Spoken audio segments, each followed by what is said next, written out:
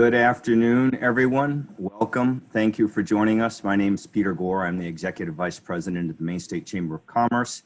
You're here with us this afternoon to learn more about WorkShare, which is an alternative to layoffs. It is brought to you in part by the Maine State Chamber of Commerce and with the Maine Department of Labor. And we're glad that you're all here with us this afternoon. I want to talk a little bit about logistics for a moment, if I can. There are quite a few people on this webinar this afternoon, and so asking questions orally will be impossible. So we're going to ask people to feed their questions into the chat function, which is located at the bottom bar of the screen. I'm guessing most of you have done enough Zoom calls to know that. We will rotate back to questions at the end of the presentation this afternoon. I want to thank our sponsors. We have some series sponsors: Bangor Savings Bank, Central Maine Power, the Maine Department of Economic and Community Development, and of course, as I indicated, the Maine Department of Labor.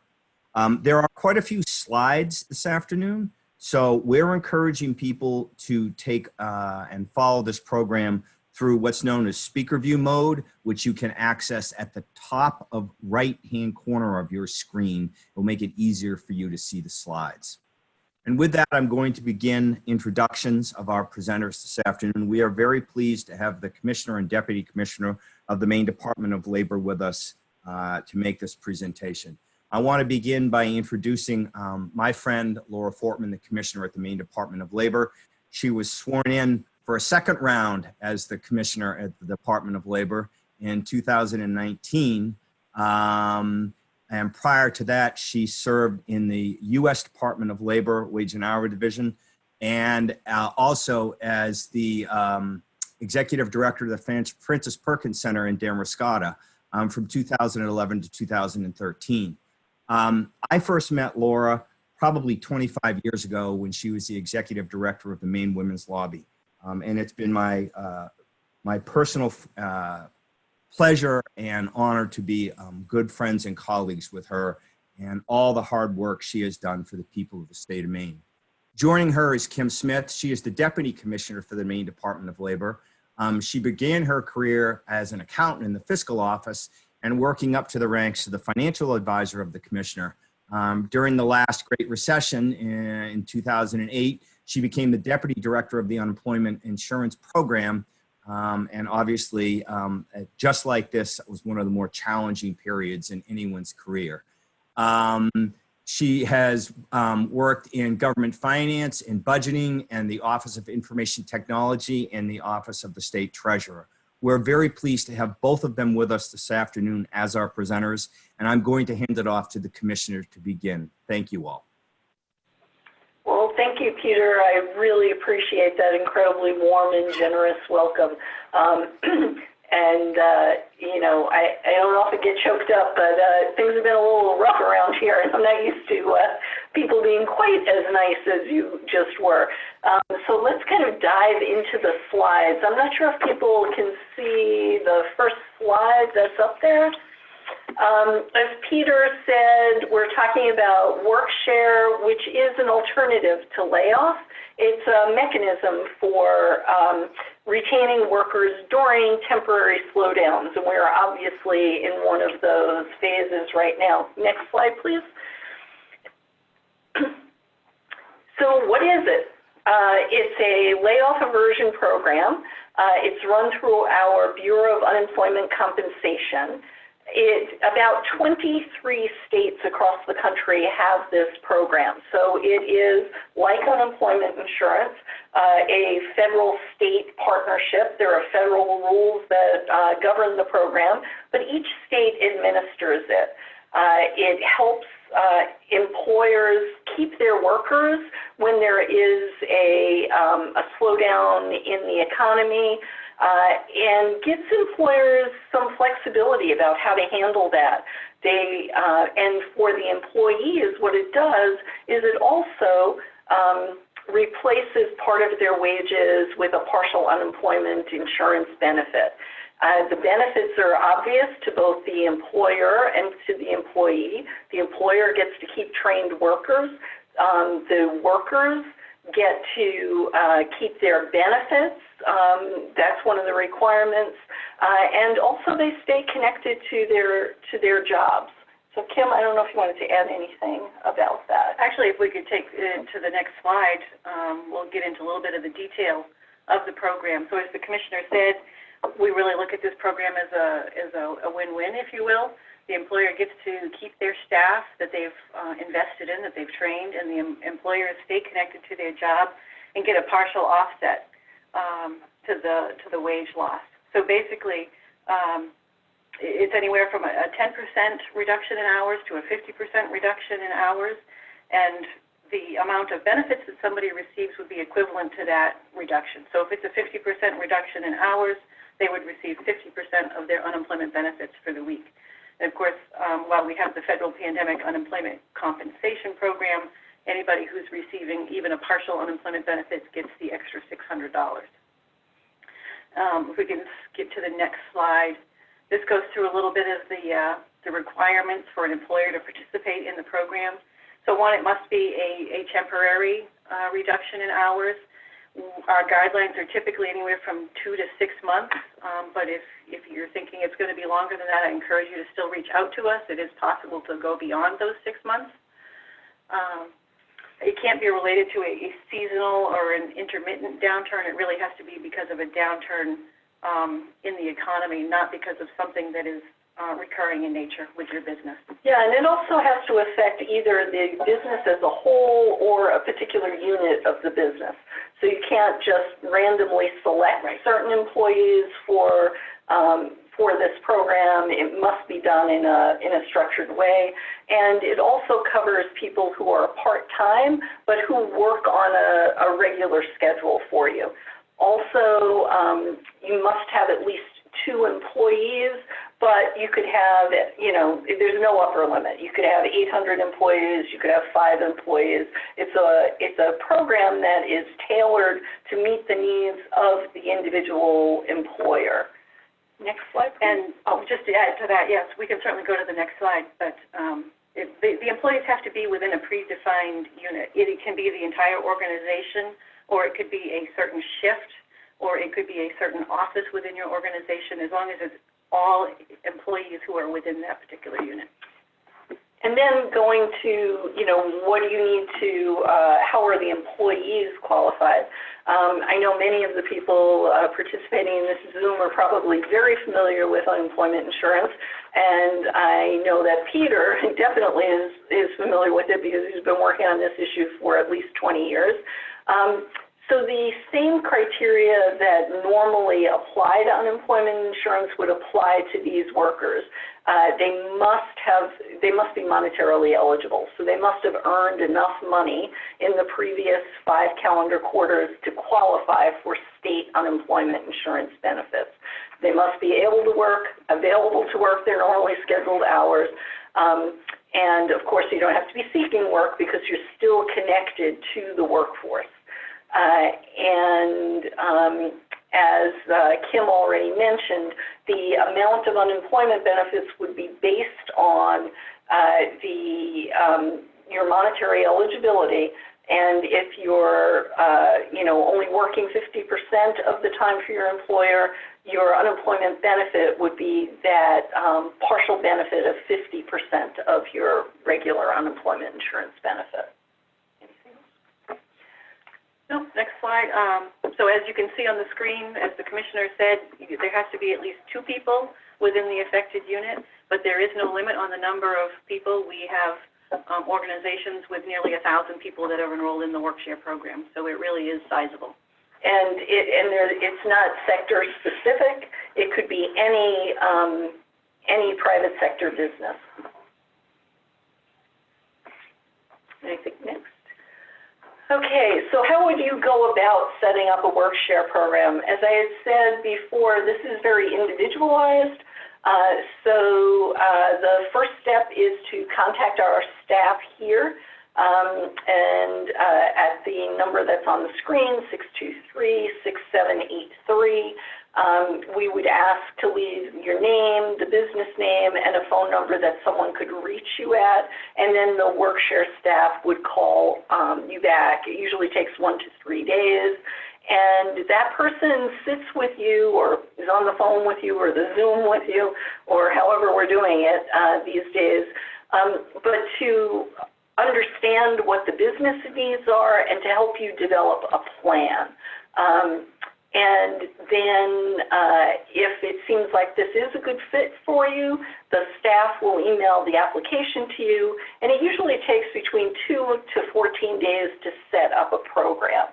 Again, this is very individualized, and I think we've got a slide later on that talks about the number of employers in Maine who are engaged in this, so I'll hold that thought. But yeah, so once an employer is approved for the plan, and it's an agreement between the employer and the department on what is the percentage reduction, how many hours folks will be working.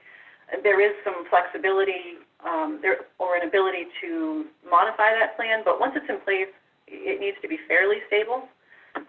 And I think that's one of the things that our staff really want to talk with you about before submitting that application to see whether it's a good fit. If we can skip to the next slide. Once enrolled in the program, employers will turn in a spreadsheet to us that lists all of the people who worked and the hours that they worked, and the employees really go through the normal application process. It's the same initial application that they would fill out, and then they have a weekly certification that they have to complete each week. It's really not much different from the normal process for employees. Mm-hmm. Yeah, and some of the things that were being asked, as Kim mentioned before, these employees, if they're eligible, they will also receive the additional $600 in federal pandemic unemployment compensation, along with their unemployment benefits. Now, to remind folks that federal pandemic unemployment compensation program is only available through the week ending July 25th. So there's still a short window where those funds are available, but the other portions of the program remain the same.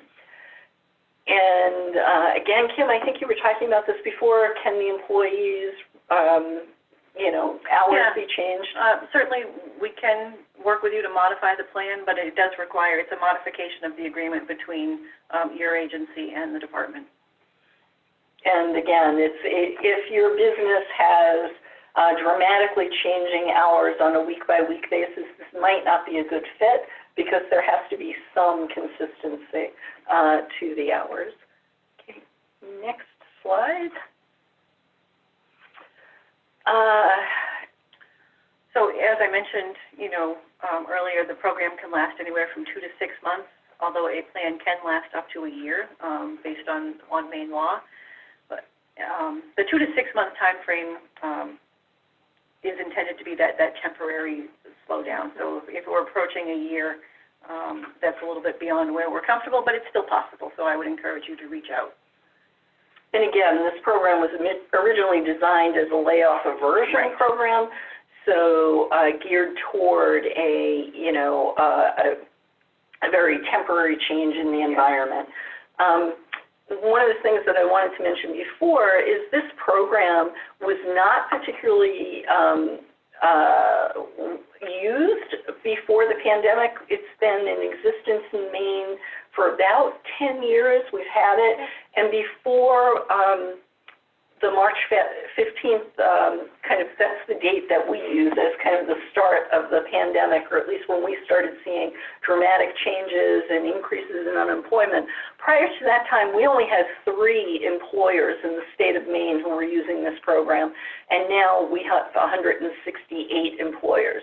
So it's obviously meeting a need for both those employers and the employees. And those 168 employers have roughly 23,000 employees who are 2,300. 2,300, yeah, employees who are currently enrolled as part of this WorkShare plan. And I think one more slide. Okay. That looks like the same slide. No, if I suddenly Next one? go back to Okay. business as usual, yeah, there is no harm in doing that. Actually, that's a fantastic thing. It would just mean that we need to modify that plan one last time or end it early. There is no harm in doing that. And then the other question, employers are understandably concerned about the impact on their experience rating, and right now these benefits are not charged against the employer's experience rating because of the COVID-19 emergency legislation that passed in mid-March. So that's not only true for WorkShare, but for all COVID-19 related layoffs. Individual employers are not having their experience rating charged. And then our last slide is some information on, again, how to start the process. Give us a call at the 623-6783 number. We are getting a lot of inquiries, so give us a couple of days to get back to you. But if you have a copy of the PowerPoint, there are links in there to find out more about information. But if you go to the maine.gov/unemployment page, on the left-hand side there's a menu item for employers, and then it's listed there under services where you can read more about the program. okay. So that is the program in a nutshell. I think we're ready for questions. So, Peter. As always, you scramble to unmute yourself. Couple. We are a direct pay employee. Are we reimbursed at 50% or 100%, and what is considered a unit? So the latter question, what is considered a unit, that is a unit that is already in place in your organization. So like I said, it could be a particular office, it could be the finance office, or it could be a production line, or it could be any division within your organization. As long as it's something you've predefined and everybody who works under that particular unit within your organization is impacted, then that would meet the requirements. The other question is about direct reimbursables. Right. So I know lots of people have had lots of questions about how are direct reimbursables treated under the CARES Act. So this was the federal legislation that Congress passed and the President signed on roughly March 27th, 28th. And there is a provision in there that normally, if you're a direct reimbursable, you are not contributing to the Unemployment Insurance Trust Fund. And when you have employees who are laid off, again, as long as they meet all of the requirements, you would be reimbursing the trust fund for the cost of the benefits for those employees. What the CARES Act did was it said that rather than having direct reimbursables pay 100% of the cost into the trust fund, that they would only need to pay 50%. However, the guidance from the U.S. Department of Labor is that direct reimbursables must pay 100% and then be reimbursed by the trust fund for the 50%. The Maine Department of Labor has sent a letter to the U.S. Department of Labor asking for a waiver to that, and I know our entire congressional delegation has done that as well. So this is a very long-winded way of saying that the 50% or 100% is a little bit up in the air at the moment. Once all is said and done, it will be 50%, but whether you have to pay the 100% up front to be reimbursed to only pay the 50% is the part that we're trying to get additional, we're trying to get a waiver because we asked for clarification and they told us that it must be paid 100% and then reimbursed. We have a question regarding private nonprofits. Are there any restrictions regarding private nonprofits? on using WorkShare? Let's get back to you on that. I don't think so, but that was not something that that we had looked at. Any other questions? Other than someone has asked if there's going to be a copy of the slides made available, and the answer to that question is going to be yes.